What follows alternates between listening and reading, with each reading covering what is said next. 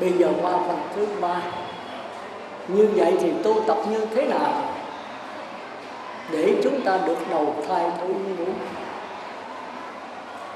Thì cái này ở ngoại đạo cũng có, và ở trường học cũng có, mà chánh thủ cũng có, ở đâu cũng có hết. Nhưng mà cái giải thích khác nhau. Đạo Phật cái giải thích rất là rõ ràng, rất là độc đáo. Đây là tôi giải thích là đạo Phật thôi, vì thời giờ không có. Thì ở trường học đó, cái giới đó kêu là kỷ luật, thì trong đạo Phật kêu là giới luật. Còn chánh thủ kêu là pháp luật, thì đạo Phật kêu là giới luật. Còn cái định đó của người trời là tập trung. Khi các em mà đang vô nghe giảng cái bài, thầy giáo, cô giáo giảng bài, các em có múa lên, các em ngó ra ngoài, thì là không có giới, không có kỷ luật. Cô giáo mới gõ thước cục, các em ngó trở vô đây nghe cô giảng, thì các em mới ngó trở vô nghe cô giáo giảng. Cái đó là định, tập trung vào cái lời giảng cô giáo, gạt bỏ cái múa lên, thì cái đó là định của học trò. Thì trong đạo Phật cũng giống vậy. Rồi tới cái huệ là khi mà nó không nghe múa lân nữa, chỉ nghe cô giáo giảng thì nó hiểu liền. Còn nó vừa nghe cô giáo giảng vừa nghe múa lân là nó không hiểu cô giáo giảng cái gì hết. Mà nếu nó hiểu được thì kêu nó là huệ, cái sáng thông minh của nó. Thành ra trò đứa bé nào mà tập trung mạnh thì đứa đó nó thông minh. Còn đứa bé nào tập trung yếu thì đứa bé nó ngu. Còn đứa bé nào không tập trung được thì ngu vô cùng. Chẳng hạn cô giáo bị vô nó ngó cô giáo vậy mà nó cái lỗ tai nó nghe múa lân nó mà đứa này không hiểu gì hết. Còn nó ráng tập trung ở trên nghe cô giáo giảng, mà vừa lúc nghe cô giáo giảng nó vừa nghe múa lân thì nó hiểu phân nửa thôi. Còn đứa nào tập trung mạnh vào cô giáo, gạt hết tất cả những cái múa lân, không biết gì tới, chỉ biết cô giáo giảng, đứa này thật thông minh. Thì chúng ta tu cũng vậy, tu người trời cũng giống hệt. Cái này là pháp môn người trời, nhưng mà không qua cái này là không qua đạo Phật được. Nhưng mà cái này không phải là đạo Phật. Đạo Phật là lắng nghe, cái lối tu khác hơn nhiều. Do đó mà từ xưa là không ai tìm được hết, không ai tìm được đạo Phật. Chỉ có Thái tử Siddhartha, Ngài đi tìm. Hồi lúc làm vua thì Ngài quá sung sướng, không thấy đạo. Giống như chúng ta bây giờ có tiện nghi đầy đủ, không bao giờ thành Phật. Rồi Ngài đi tu, Ngài mới theo thấy khổ hạnh. Ngài nghĩ rằng cực khổ thì sẽ đắc quả, cực khổ cho tới chết không thấy đạo. Thành ra thuyết pháp đầu tiên của Ngài là tránh hai cái cực đoan. Đừng có quá dung dưỡng, đừng quá sung sướng, đừng quá khổ hạnh, đừng quá ép sát. Hai cái này không đưa tới đạo quả. Sống trung đạo thôi. Sống trung đạo. Tức là trung đạo là gì? Chúng ta có 4 điều làm cho chúng ta không đắc quả. 1 là ăn, 2 là mặc, 3 là ở, 4 là bệnh. Thì Đức Phật nói chỉ có cái bệnh là đầy đủ thôi. Còn ăn mặc ở phải đơn giản, thì các con mới có thể đi tới đạo quả. Cái này không những áp dụng cho thời Đức Phật mà tôi thấy muôn đời tới bây giờ cũng vậy. Bây giờ quý vị tán loạn là do cái ăn mặc ở bệnh. Thành ra trong kinh Đức Phật thường khuyên người tu và người cư sĩ phải tam thường bất túc, ít muốn và biết đủ. Còn quý vị bây giờ ham muốn quá nhiều, không biết đủ. Có người ở trong nhà đó 3-4 người là 4 cái xe Honda. Còn điện thoại di động một người có khi có 2-3 cái. Cái này tôi không biết, tôi nghe nói chắc có đấy. Như vậy là quý vị làm sao tu?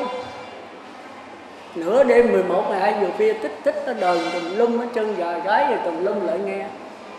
Đâu có thì giờ mà ngủ. Rồi buồn cô đơn cái không trở lại mình mà điện cho mọi người mình thích đó, nói chuyện. Rồi 1 tháng đóng biết bao nhiêu tiền. Rồi quý vị cái tâm làm sao để lại trong người được, làm sao theo dõi mình được. Mình cứ lo bên ngoài không. Thành ra Đức Phật mới khuyên là tam thường bất túc, 3 điều thường không đầy đủ. Đó là ăn, mặc, ở phải hơi thiếu thốn. Hơi thiếu thốn chứ không phải là thiếu thốn hoàn toàn. Nếu thiếu thốn quá là không tu được. Còn đầy đủ quá thì dung dưỡng không đắc quả được. Thành ra tôi khuyên quý vị đó, bây giờ muốn cho thế giới hòa bình hay là muốn cho vũ trụ hòa bình thì thế giới phải hòa bình trước. Mà muốn cho thế giới hòa bình thì nước Việt Nam phải hòa bình trước. Bởi vì thế giới là một phần của vũ trụ, nước Việt Nam là một phần của thế giới. Mà muốn cho nước Việt Nam được hòa bình, được an vui, được hạnh phúc, thì mỗi gia đình phải hòa bình trước. Tức là gia đình là một thành phần của nước Việt Nam, nhiều gia đình phải thành nước Việt Nam. Mà muốn cho cái gia đình được an vui, hạnh phúc, hòa bình, thì mỗi người phải hòa bình trước. Đó là đạo Phật. Thành ra chúng ta kêu gọi thế giới hòa bình. Thế giới làm sao hòa bình được trong lúc mình chưa hòa bình? Mình đi quỷ lạo, mình đi độ người khác mà tham sân si mình có đó.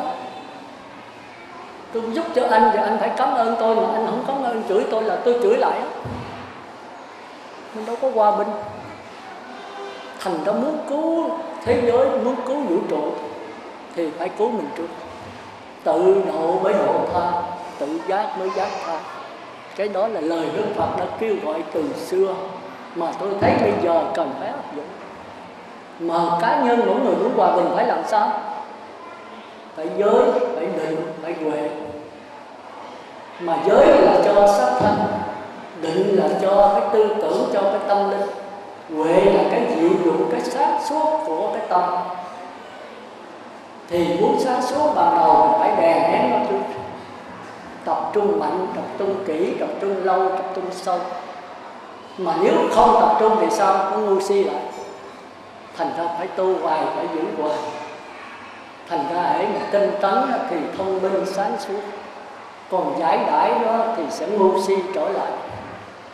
Tôi không sát sanh trộm cắp tà dâm, mà như khi mà có bạn mới về nó rủ tôi uống rượu rồi, tôi tạm phá giới. Mày với tao là xa cách 10 mấy năm, bây giờ mày nghe lời tao, mày phá giới nữa đi, tao mày đi nhậu. Thì bây giờ mình nghĩ bạn ấy nhau thân thích mà, như tay với chân lâu lâu nó về, nếu mà nó mấy là nó bỏ mình, từ nay nó không gửi tiền cho mình, nó không về thăm mình nữa, thôi phương tiện. Đầu uống ít, tới uống nhiều, tới say mệt, rồi thôi chửi vợ, bắn con, về phá nhà, phá cửa, đánh đập tùm lum hết. Tiền, bao nhiêu con cũng tiêu tan hết. Thành ra gì thiếu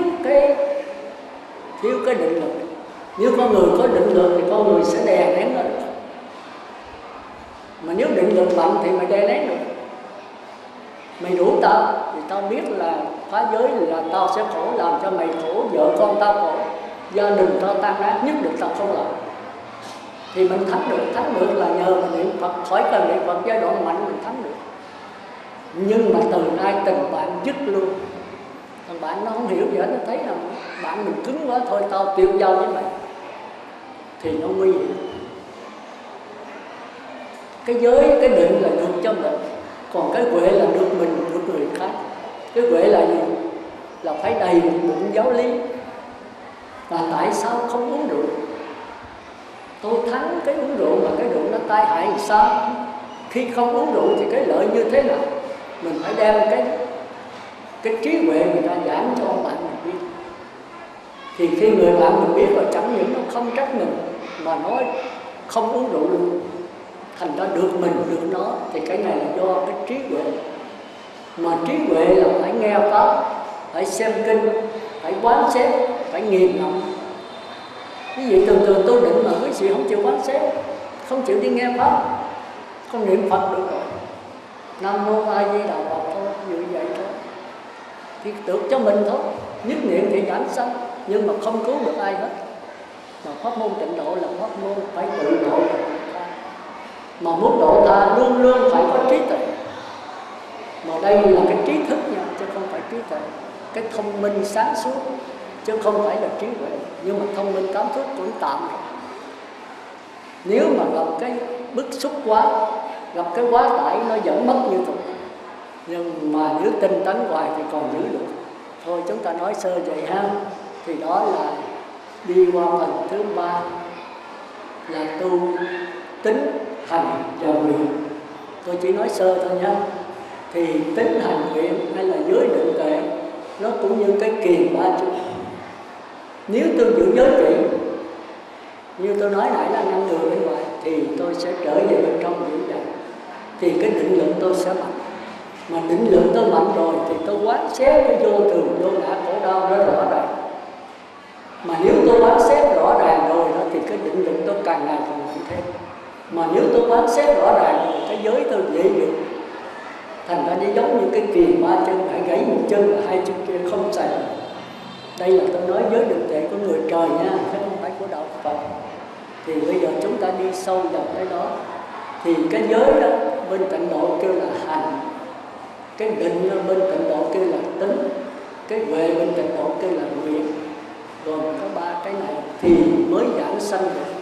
Thì cái giới định tuệ của tất cả pháp môn của đạo Phật với tính hạnh nguyện nó giống nhau mà nó hơi khác nhau. Giống ở chỗ nào? Giống ở chỗ là nhất niệm và có cái thông minh sáng suốt. Nhưng mà khác đó là ở tịnh độ có cái phát nguyện, có cái tha lực, kia là nhất nguyên mà thành hóa. Muốn trở về đạo Phật phải nương vào cây gậy ai đi. Còn đạo Phật thật sự đó nhất nguyên phi thành hóa, tự lực mình thành thánh chứ không nhờ ai hết. Như tôi nói hồi nãy. Nhưng mà thời buổi này không phải là thời buổi chánh pháp, không phải là thời buổi tượng pháp, mà là thời buổi mạt pháp. Thánh nhân ẩn hết trơn rồi. Còn tà sư ngoại đạo, mấy người gian ác thì bây giờ lấy lực. Quý vị nhìn quý vị biết, hồi xưa người chân tu rất nhiều, bây giờ người giả dối rất nhiều. Giàu thì quá giàu, nghèo thì quá nghèo, mà cái số nghèo lại đông. Thì trộm cướp xảy ra liên miên. Người Phật tử không giữ giới nội thọ giới đã rồi trở nên xảo quyệt. Cái tập tử đành của tôi cái đó. Mà xảo quyệt là phải lỗi ở người Phật tử không? Lỗi ở tên cướp không? Nó không đúng. Thì tự nhiên có lỗi ở họ rồi đó. Nhưng mà đổ thừa hết cho người nghèo, hết cho người ngu si thì không đúng. Mà nó là nhân duyên thôi. Còn nếu đổ thừa đó thì phải đổ thừa cho người tu trước hết. Rồi kế đó là tới thầy giáo, kế đó là tới chánh phụ, chánh quyền, kế đó là tới cha mẹ. Còn nếu nói đâu là nhân duyên, do cái duyên nó như vậy. Bởi vì một người mà hư đó, một cha mẹ mà không có đạo đức, không có lương lý đó, thì hại cả một gia đình. Còn chánh quyền đó mà tham nhũng đó hại cả một nước. Còn thầy giáo mà không có lương lý, không có đạo đức thì hại cả một thế hệ là 100 năm đấy. Còn thầy tu mà không có đạo đức đó hại cả muôn đời. Thì chúng ta thấy thầy tu là đứng đầu. Thầy tu mà không có đạo đức hại cả muôn đời. Những Đức Phật bây giờ muôn đời 2000 mấy trăm năm rồi người ta còn tôn vinh nào. Vì Ngài là con người đạo đức. Ngài nói 10, Ngài sống 10. Ngài nói 100, Ngài sống 100. Không phải cái lời nói này mà người ta tôn Ngài, mà ở cái cuộc sống của Ngài. Chẳng hạn giờ tôi khuyên Phật tử phải ăn chay 10 ngày thì tôi phải chay ngọt. Tôi khuyên Phật tử đừng tham tiền thì tôi phải không có đồng xu.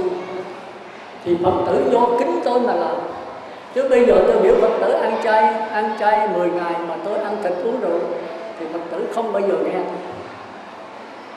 Thành ra cái tôn kính người tu không phải ở cái lời nói, mà lời nói và cái cuộc sống phải đi đôi. Quý vị có kính người đó quý vị mới thực hành. Còn quý vị sợ đó thì quý vị không bao giờ làm. Thành ra những đứa em bé mà xì ke ma tí đó ha, đem vô công an giờ thì thả ra như bắt cóc mọi gì đó, nó làm hư. Thế mà đem lên những thầy tu có đức hạnh thì nó cải xử liền. Phải chăng nó sợ thầy tu? Hỏi nó còn không sợ thầy tu đâu. Con kính ổng con mới làm. Còn công an con mới sợ. Nó quýnh đau quá nhưng là con sợ.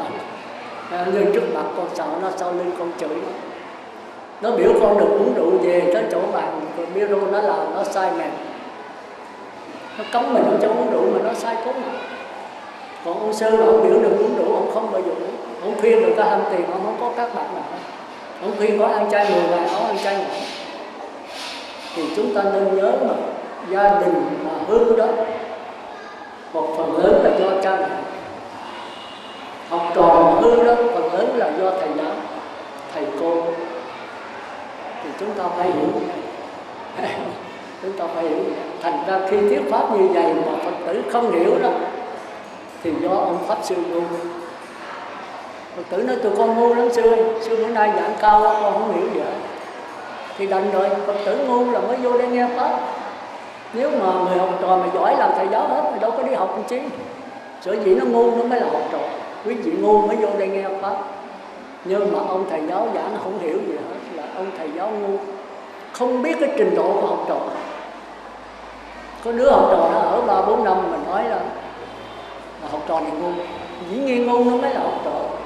Nhưng mà bây giờ đem nó qua thầy giáo khác, nó lên lớp liền. Như vậy là lỗi học trò ít mà lỗi thầy giáo nhiều. Thành ra tôi giảng pháp tôi lo, tôi giảng tôi thường giảng cho kỹ. Nhưng mà có nhiều người chưa từng nghe qua, không hiểu. Nói ông Sư Kha cũng giảng tôi không hiểu cái gì hết. Nhưng mà tôi có năn nỉ là nghe 9-10 lần đi. Không hiểu rồi tôi chịu tội bi, tôi giảng là giảng thẳng ngay trong cuộc sống này.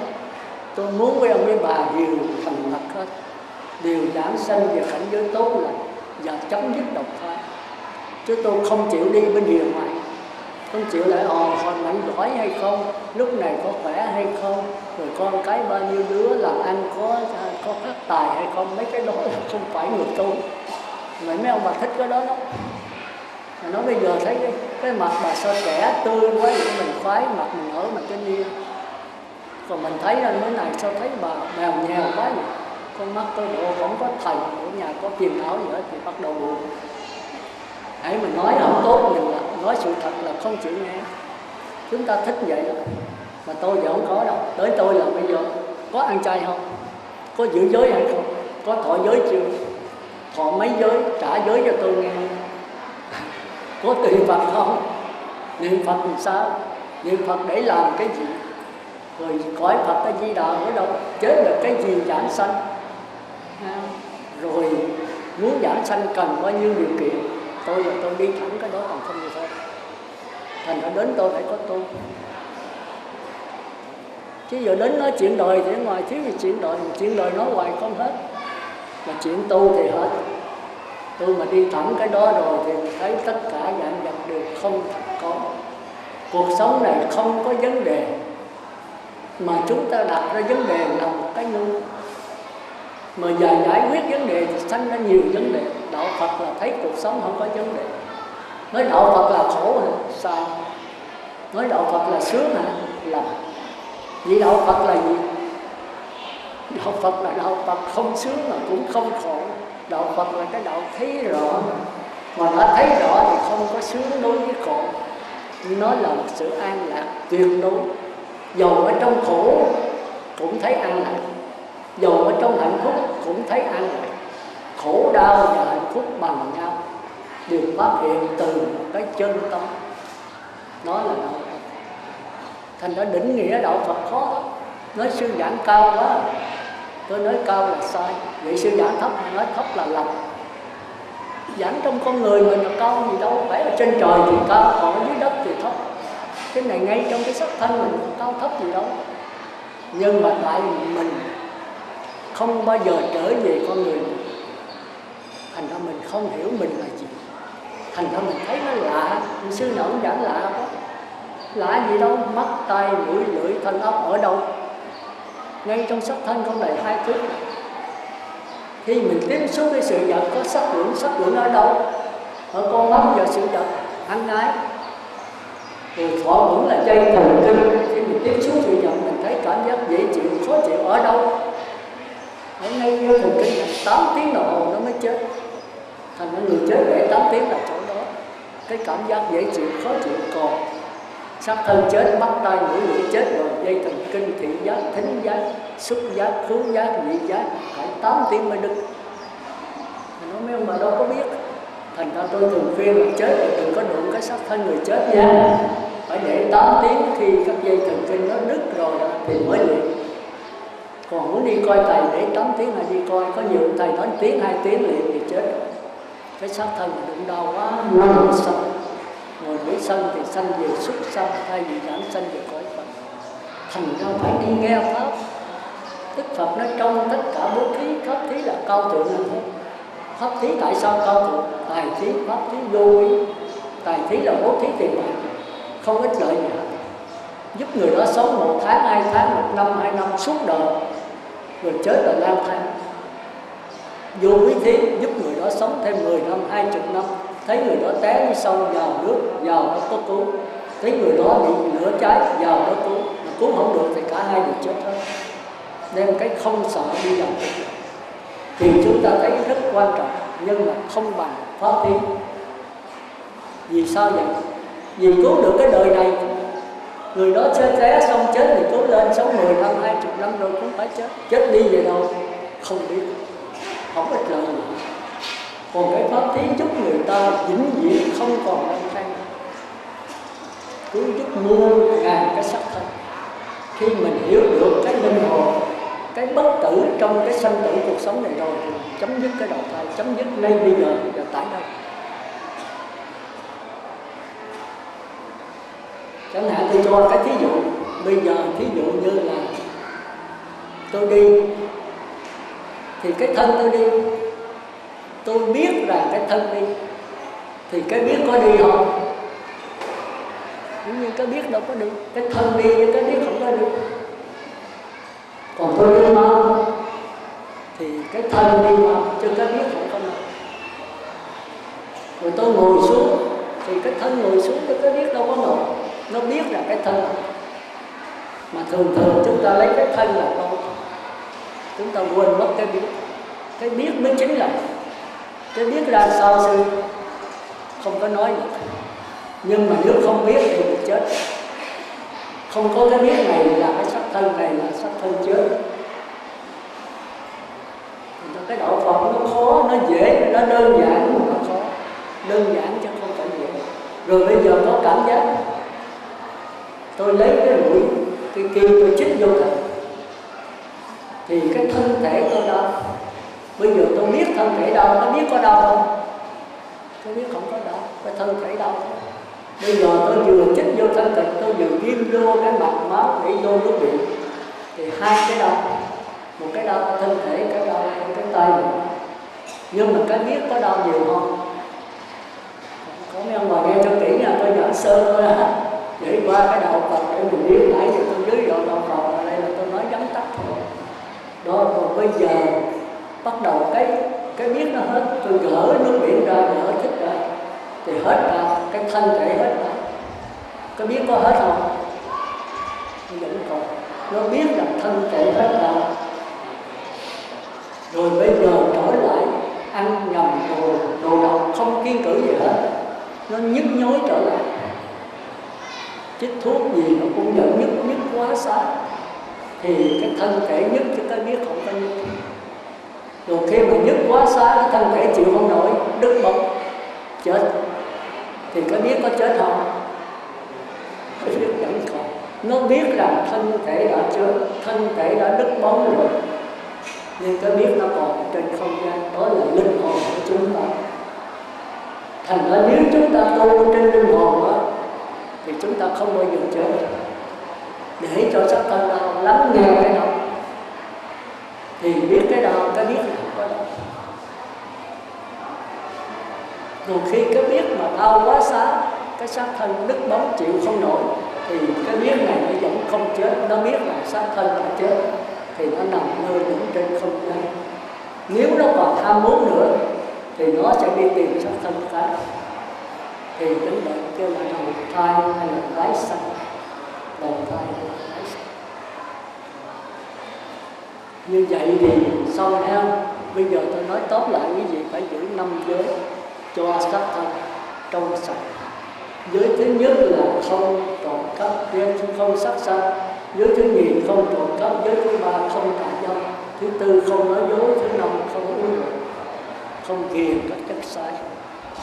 Mà đạo Phật không làm việc ác mà phải làm việc lành nữa, thì không sát sanh mà phải phóng sanh, không trộm cắp mà phải bố thí, không tà dâm mà phải tiến biệt, không nói dối mà phải nói lời chân thật dịu dàng, không ghiền các chất sai uống rượu mà phải quán các pháp là vô thường, vô ngã, khổ đau.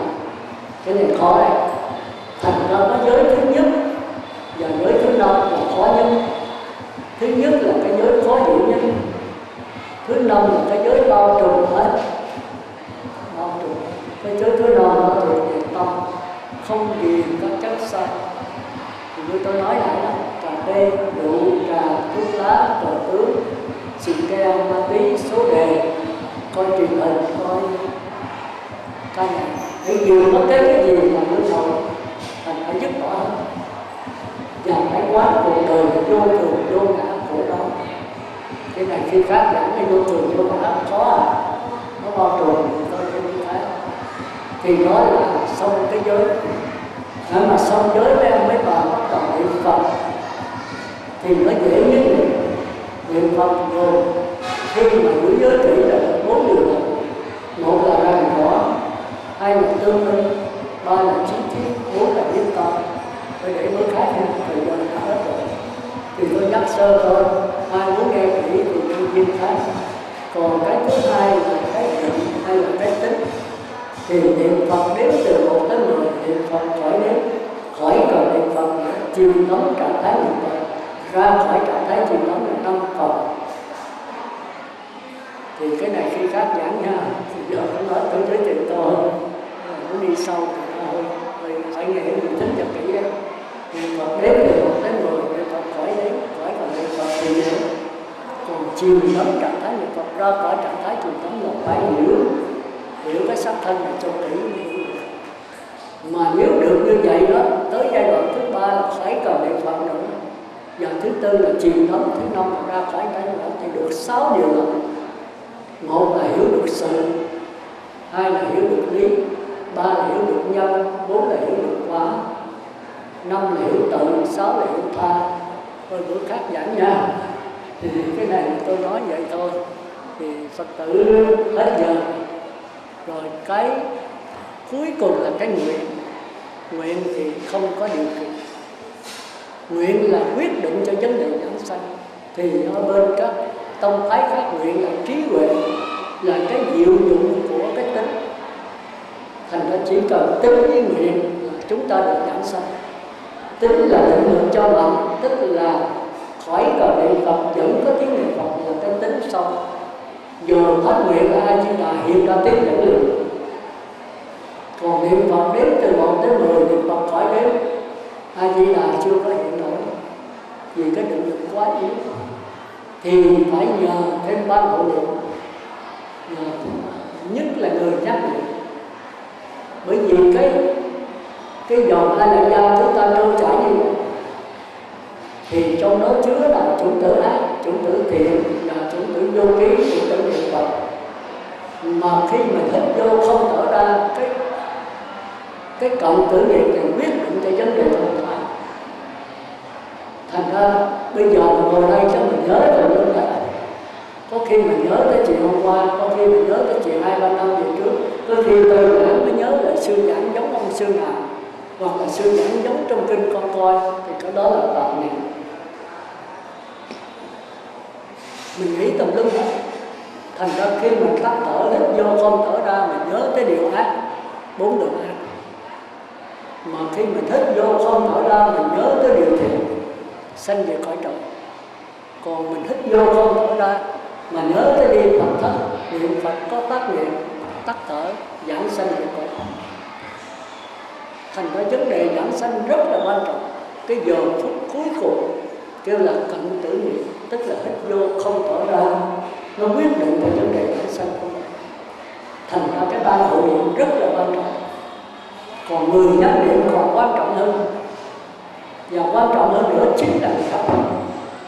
Người hấp hối là không đi nghe pháp, không có niệm Phật, không có giữ giới thì khó mà giảng sanh. Tự mình phải có niệm Phật, có ăn chay, có giữ giới, có nghe pháp, nhất là nghe pháp. Bởi vì người chết đó cần hiểu 4 điều thôi. Một là cái xác thân phải chết, hai là cái linh hồn không chết, ba là tất cả sáu căn mắt tai mũi lưỡi phải gom về con niệm Phật. Bốn là tất cả các màu không chấp nhận, chỉ chấp nhận màu vàng. Người chết rồi không có tỉnh táo để mà nghe pháp nữa, mình chỉ nhắc lại cho nó rõ ràng.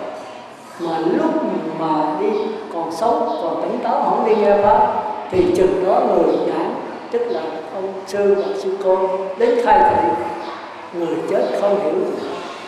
Còn có nghe pháp rồi quên thì ông sư nhắc cái nhớ được đồ nặng nét thì sẽ giảng xong. Thành ra tôi tới tôi hỏi người hấp hối, bà hay cô hay ông sợ chết không? Nói con sợ lắm sư làm sao con sống? Tôi không được, tôi làm cho chết thì tôi không có làm cho sống. Mà bà biết là cái xác thân phải chết, Đức Phật 80 tuổi còn phải chết. Nhưng có một cái không chết, bà biết không? Nó con không biết, có đây. Cái không chết đó là linh hồn của bà. Mà linh hồn ở đâu? Thì phải giảng sơ thôi. Thì cái thân bà giống như tuần ra vô, linh hồn tức là sống. Cái thân bà giống như cái bóng đèn, linh hồn tức là luồng. Khi cái bóng đèn đứt, xác thân đứt này rồi thì cái luồng điện linh hồn chẳng còn. Mà luồng điện linh hồn là cái gì bà biết không? Nó con không biết, cái nguy hiểm lắm. Thành đến lúc nghe pháp thì dễ, bây giờ nghe tôi nói hiểu thôi. Nhưng mà chết tôi nhắc lại cái biết liền. Còn những người không đi nghe pháp thì khó. Tôi nói cái linh hồn đó là cái nhớ Phật, nghĩ Phật, tưởng Phật, không bao giờ chết. Linh hồn cái bóng này để nó nhớ nó hiểu, chứ không phải cái ông. Thì bây giờ là cái nhớ Phật, nghĩ Phật, tưởng Phật, đừng nhớ con, đừng nhớ tiền bạc. Thì Phật A Di Đà phải hiện thôi. Còn bà vừa nhớ Phật, vừa nhớ tới con, Phật A Di Đà không hiện. Lỗi ở bà không có. Mà nếu bà nhớ Phật A Di Đà một cách tha thiết, không nghĩ gì hết, A Di Đà không hiện, tôi chịu tội thôi. Chứ bây giờ mình chỉ còn Phật A Di Đà thôi. Hỏi bây giờ bà còn nuối tiếc cái gì không, còn chối lại cái gì cho tôi biết, rồi bà trước nha, không còn nhớ tới nữa. Mà nếu người nào mà lúc hấp hối này nhớ Phật, nghĩ Phật, tưởng Phật là tắt thở, giảm sanh lập tức. Thành ra có ba điều mà chúng ta thấy giảng sanh. Một là chết tỉnh táo. Thì tỉnh táo có ba cách. Là hỏi mẹ có niệm Phật không, mẹ cho con biết. Giờ mẹ mỉm cười đi, bà mỉm cười không được. Nếu bà mỉm cười được, bà nói ra Phật đến rước mẹ đây, thôi mẹ từ giả con nha, bà cười một cái bà tắt thở. Thượng sanh, sanh cao nhất. Còn nếu cái định lực bà yếu quá thì A Di Đà hiện yếu. Bà nói là bà chỉ gạt đầu, có mẹ có niệm Phật gạt đầu, bà tắt thở, trung sanh một niệm. Hào quang A Di Đà chiếu vào sắc thân bà nhiều nữa. Còn nếu bà quá yếu thì hào quang A Di Đà chiếu yếu thì bà không gạt đầu được, không mỉm cười được, bà chỉ chớp mắt.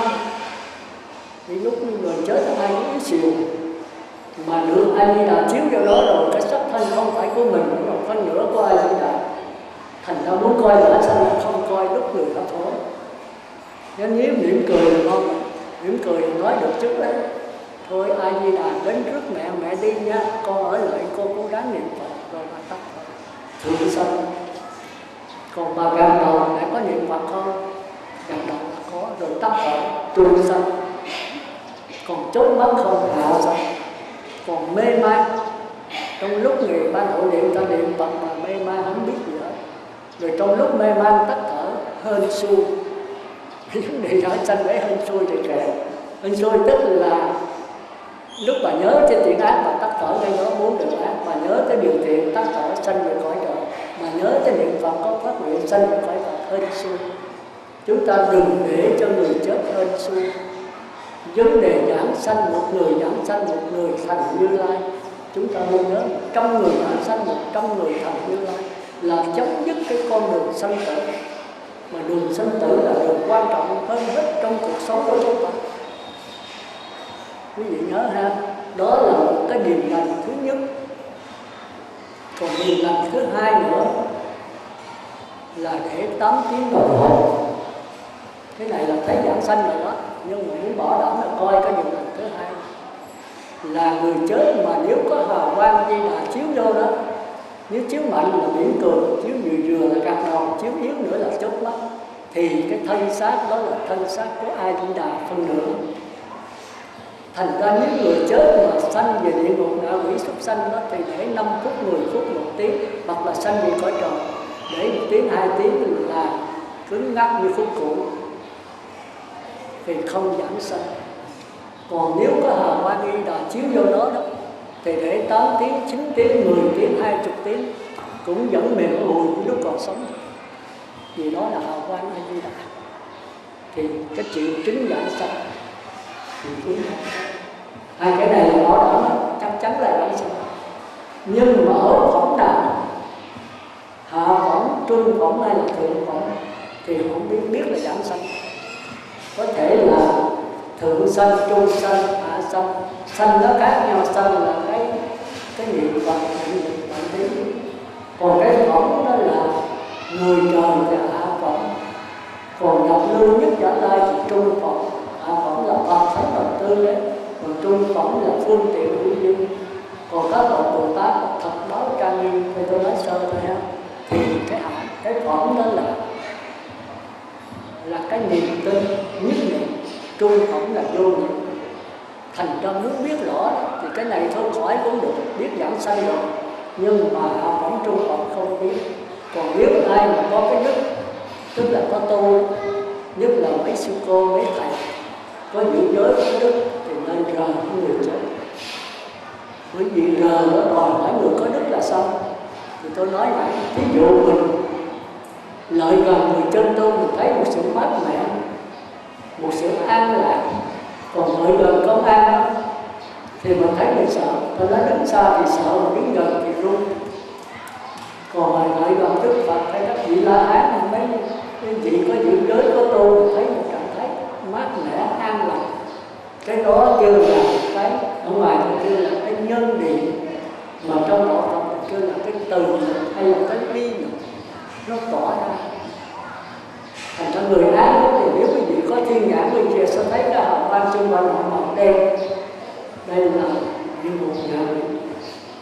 Còn quý vị thấy hào quang xung quanh họ màu đỏ, đó là Atula, quý vị thần. Còn thấy hào quang màu trắng, màu xanh là phải trời, màu xanh là phải tiếng. Còn thấy hào quang màu vàng, đây là các vị tu quay Phật. Thì màu trắng, màu xanh là cảm thấy khỏe, nhưng không vào cái màu vàng. Thành ra mấy người đến giờ phải coi chừng. Nếu mình không tu thì đi sai. Nhất là khi người chết rồi chưa quá 8 tiếng, người chết chưa chết thiệt đâu, 8 tiếng mới chết thiệt. Thì những người ăn thịt, uống rượu, chửi thề, không bị giới đừng cho lợi gần. Lợi gần là người chết sợ, chưa có đụng thay họ hửi cái hơi áo, bắt đầu họ sanh. Thành ra phải kỹ, hãy kỹ cho nó. Rồi thành ra trong di thức nói đó, trên đỉnh đầu cảnh thánh nhãn sanh tiên, nhân tâm hạnh hạnh phúc bài sanh túc hạ hành, địa ngục khước để xuất. Nếu trên đỉnh đầu còn đóng cuối cùng, mặt mày lạnh hết, còn đỉnh đầu đóng đó là thánh nhân trung phẩm. Còn cái trái còn đóng thì sanh về cõi trời. Nhưng nếu giảng sanh đó là hạ phẩm thượng sanh, tức là người này kêu gọi A Di Đà định lực rất mạnh. Còn định lực vừa đó thì từ cái độ giữ xuống tới cái niệm là hạ phẩm trung sanh. Còn nếu cái lực còn đóng nó sanh về cõi người, nếu mà có thất niệm thì sanh về hạ phẩm hạ sanh. Đó là người chốt mắt, nó ăn khớp nhau như vậy. Còn người mình mỉm cười chết đó thì thường trên đỉnh đầu hoặc là trên trái. Trên đỉnh đầu là thánh nhân trung phẩm. Đó mẹ A Di Đà đến trước mẹ thôi, con từ giả con mẹ về. Mà nếu cái đỉnh đầu còn đóng là về trung phẩm, nhập lưu nhất giảng lai. Còn nếu bà chỉ mỉm cười thôi mà không nói được gì hết, có thể là cái trái hạ phẩm thượng sanh. Còn khi bà gạt đầu đó thì hạ phẩm trung sanh. Còn cái ngực còn đóng là bà chỉ chớp mắt thôi, hạ phẩm hạ sanh. Thôi như vậy đủ rồi ha. Vậy thì chỉ có tử đại khái vậy thôi, chưa rành nha. Nhưng mà có một cái khái niệm, rồi khi gặp nhau chúng ta bàn sâu nữa. Thì đó là cái cách tu hành tính hạnh nguyện. để cầu chẳng sanh của phần thứ 3. Bây giờ qua phần thứ 4 là tôi xin đính chánh lại những cái danh từ mà chúng ta thường hiểu là cầu an, cầu siêu, trai tăng, trai tỉnh. Hồi đó tôi nói có 4 là đó có 3 thôi, cầu an, cầu siêu là trai tăng. Rồi sau này thấy có vấn đề chết nhiều quá, cái danh từ khai thị hiểu là. Rồi sau này bây giờ cái tỉnh xá có vấn đề cầu phước, cầu tài, cầu lộc, cầu thọ vậy đó. Lại là làm cái hình thức không, thầy tôi phải giảng thêm. Còn bây giờ có an vị Phật và quý kỵ những người chết. Ví dụ bữa nay quý kỵ là sư bà khai sơn cái tỉnh xá này, thì quý kỵ là cái gì? An vị Phật là, thì chúng ta phải hiểu. Quý kỵ là nhớ lại, kỵ đó là không nên nói. Tôi nói kỵ côn, kỵ là không nên nhắc tới tên người chết vì mình kính. Quý là cái tên của người chết, quý kỵ là kêu người chết kêu bằng sư bà chứ không được kêu cái tên. Hồi xưa đó vậy, minh mạng thì ta tránh cho mạng thì kêu là mệnh số, tránh kêu tên quý, đó là quý, tránh cái quý hát ui cà rét nha, chứ không phải quý là ui cà rét, đó là quý là sao. Như vậy quý kỵ là an vị Phật này. An là yên ổn, vị là cái chỗ ngồi, cái chỗ ngồi an ổn nhất. Cầu an là cầu mong muốn cho được an ổn, cầu siêu mong muốn cho được lên lớn. Trai tăng là cầu muốn làm sao các vị sư hộ cái đông linh để sống và được chết. Rồi cầu phước, cầu tài, cầu thọ, cầu phước là cầu được phước báo. Tức là tai qua nạn khỏi tật tiêu trừ tiền bạc vô, là kim ngọc mãn được. Cầu lộc là luôn luôn có độ ăn tới mình qua. Cầu thọ là sống lâu ngàn năm, trăm năm, ngàn kiếp. Nhưng mà chúng ta làm cái hình thức đeo cái bông vàng tỏ trồng vô cái đầu của bà già, trồng cho bà sống lâu 100 tuổi, ngàn tuổi. Bạch sư xin chứng minh. Tôi nói tôi không chứng minh được. Muốn cầu cho thật sự, muốn cầu an, cầu siêu, trai tăng, cầu phước, cầu tài, cầu thọ, muốn an vị Phật gì phải hiểu sâu cái nghĩa đó. Như tôi nói là muốn an vị Phật, muốn quý kỵ cho sư bà tổ khai đường là sư phụ của mình, thì trước tiên mình phải an vị mình. Mỗi vị là một vị Phật, mỗi vị là một cái quý kỵ. Mình nhớ ơn Phật, mình phải làm Phật. Mình nhớ ơn sư bà, cái hạnh kiểm mình phải bằng sư bà, hoặc là hơn sư bà. Tôi nói không phải là từ đó. Con hơn cha, nhà con ước mà trò hơn thầy thì cái đạo nó mới lên. Còn cầu an, cầu siêu thì bây giờ mình phải giữ giới, mình tu thiền định, mình có trí tuệ, đó là an là siêu. Còn trai tăng là giúp cho những người sống người chết với 4 vị sư. Thì bây giờ mình nghe các sư giảng mình có thực hành hay không? Không thực hành thì không có gì nữa. Thành ra quý vị tu giới, tu tịnh, tu tuệ, quý vị niệm Phật đến từ 1 tới 10 vị niệm Phật cho kỹ, quý vị phát nguyện, quý vị giảng sanh về cõi Phật, thành Phật rồi quý vị trở về đây rồi. Đó là trong đó có cầu an, cầu siêu, trai tăng, khai trị, phước và thọ có đủ hết. Tôi nói sai thì tôi xin lỗi. Chúng ta cứ làm cái hình thức thôi. Còn an cầu siêu là thật sự chúng ta không thực hành, không giữ giới, không tu tiền gì hết.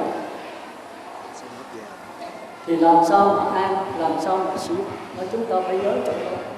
Thành đó ý tôi hôm nay muốn nói đó là tất cả đều ở cái sự thực hành. Mà thực hành là giới, định và tuệ, tính, hành và nguyện. Mà thực hành thì phải qua cái xác thân này trước, là phải mắt tay mũi lưỡi thân ốc, phải qua cái tiến trình của 5 lực. Nếu quý vị không thấy nó là quý vị ở địa ngục ngạ quỷ súc sanh, và khi thấy nó rồi các vị cải sửa là qua cõi trời. Một khi thấy nó mà các vị lặng lẽ nhìn nó, đừng cải sửa, đừng phê phán gì hết, nhìn thẳng vào nó nói sao, nhìn thấy như thị như thật thì đây là các bạn. Mà muốn như vậy trước tiên quý vị phải giữ giới sát thân, rồi quý vị phải tập đè nén, rồi quý vị phải quán xét các pháp là vô thường, vô ngã, khổ đau, thì quý vị sẽ từ cứu độ ác Rồi quý vị lặng lẽ theo dõi sắc thân, theo dõi cái tình thiền định của mình, rồi quán xét đó là vô thường, vô ngã, niết bàn thanh tịnh, thì quý vị sẽ đắc 4 tự thân. Còn quý vị nhìn nó, rồi quý vị từ cái niết bàn thanh tịnh mấy vị trở ra tùy thượng giáo hóa chúng sanh, quý vị thấy vô thường, vô ngã, niết bàn tịch chiếu, thì quý vị thành Bồ Tát và chư Như Lai. Tại khái có vậy. Vậy tóm lại, hôm nay tôi muốn nói về cái tiến trình của 5 quỷ. Sắc là chưa có cái biết, thọ là cảm giác có cái biết mà chưa phân biệt, tưởng là có cái biết mà có sự phân biệt, hành là ý chí là có sự so sánh đắn đo lựa chọn để hành động tạo. Còn thức vững là cái linh hồn, cái kho chứa tất cả những kinh nghiệm, kiến thức, ký ức, tổn thương đã làm nên cuộc sống. Là những giới định về tính hạnh nguyện, chúng ta làm cái gì phải có cái nội dung, đừng có cái hình thức nữa. Đó mới là đền ơn chư Phật. Vậy trước khi dứt lời, lần nữa cầu chúc cho pháp hội của chúng ta được chống giảng sanh về khỏi Phật và về cực lạc và thành Phật. Nam mô A Di Đà. Mời các đạo tràng chúng ta quỳ thẳng lên.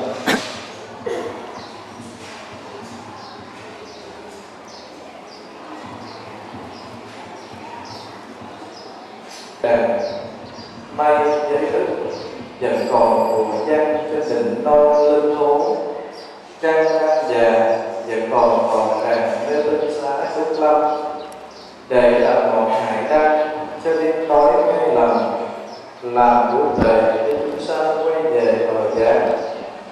Nguyện bạch nguyện thọ giảng sư, hôm nay thật là một phúc duyên tụ thành cho toàn thể hàng Phật tử chúng con đã được thượng tọa bất từ vì nguyện công việc Phật sự đa đoan nơi trú xứ Quan Lâm trở về đạo tràng Tịnh Xá Đạo Trường chúng con, để ban bố cho hàng Phật tử chúng con những lời pháp nhẫn vô cùng quý báu. Với thâm ân đó, cho dù chúng con ra tận biển sâu hút nước làm mình, vào tận rừng sâu kẻ cây làm bút, cũng không thể nào hạ hết được thâm ân của thể Phật tử chúng con tới đầu lãnh lễ cúng dường chúng con tam bái. Như tam đảnh lễ tri ân hiện tiền thượng tọa giảng sư tam bái. Cái gì kính lễ ba lại.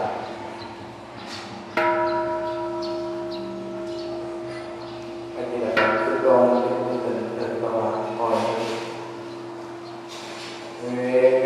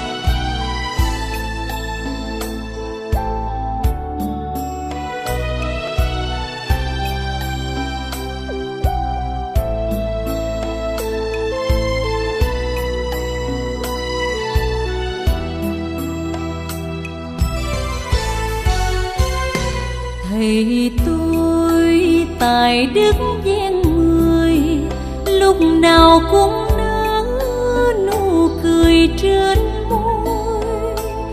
Thầy thường khuyên nhủ bảo tôi, khi ăn lúc nói đứng ngồi oai nghi, đừng nên nói lời thị phi, bớt đi tội sân si đau buồn, thêm câu niệm Phật nhiều hơn, phước điền thêm lớn, tâm hồn thêm vui.